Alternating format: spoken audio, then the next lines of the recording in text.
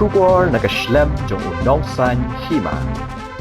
Uba Thomas Pasa, ubade Vice President ka Khnam, uloong bagade ka sengki SU ka pinbor ka UDP, bahkan penrung ya ka reservation policy hakamat trekam jongka, haus nam khat kandai spa kandai pupra.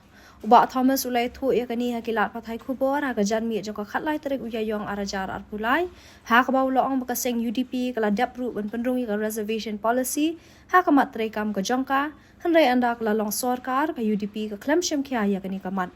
Uloong baha ka baya day baka sengknam, ya ka sengknam lakha na ka KSU, bat kimat trekam kum kamat ILP, reservation policy bat kum ta terter, kide kimat ki bala khalang ha kapor bami ka khnam, bat amla shu banweng.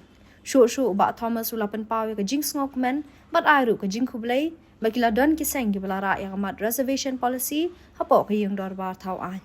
Reservation policy kadika isu ko berempat, kam dei badang mentasi benar penalai benar. Kena kemau history na do kat kendai sepak kendai puai kendai puar kasen KSU. Balamu baik ni. Ban dari ya history. Hau kat kendai sepak kendai pupra. Kali ke KSU ke bapen bor ke UDP.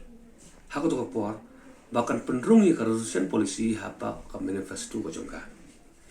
Bat kila penrung ru. Ke solusi kalau ondala job. Hau tu ke puar kawan ke soka jong UDP. Bat kalong ke bal lengo pada baki klem sim kiai ni ka bentah ko san bat ter hadin kitu kisnam ka kibabun ki sengkila sedang ban keren ni kaman ban hak bari bar khnami pi ngimdei ban klet ka khnam la khana ki issue ka bamun ya ki issue ki kongsan jong ka ki issue la thep ba ya ka khnam na do ka ILP ka resolution policy ki dei lupa ka ki ba don ba emena na setuju ka khnam mat day ka MP election ne, mat day ka MLA election ne, mat day ka MDC election. Kini di mat bangim la suban wai. Kamar ya kini ki mat la khalang apa ba khai ka khnam. Ban hadin kituru ngimong bangisang ya. Kum kita ki kaseng ka baret. Hendai ka bayai trai barosan sunem. Pinepe ka history la ngimla ban perta po ing do barthawai nda surok la bon si. Ia keren ya kini amat kecura ke bah, tak bayar ya ki konsam lagi jongi. But ni dokumen pada pemerintah, pi kan ni amat nak yang ladon ki parti ki bara apa kaya yang wartawan.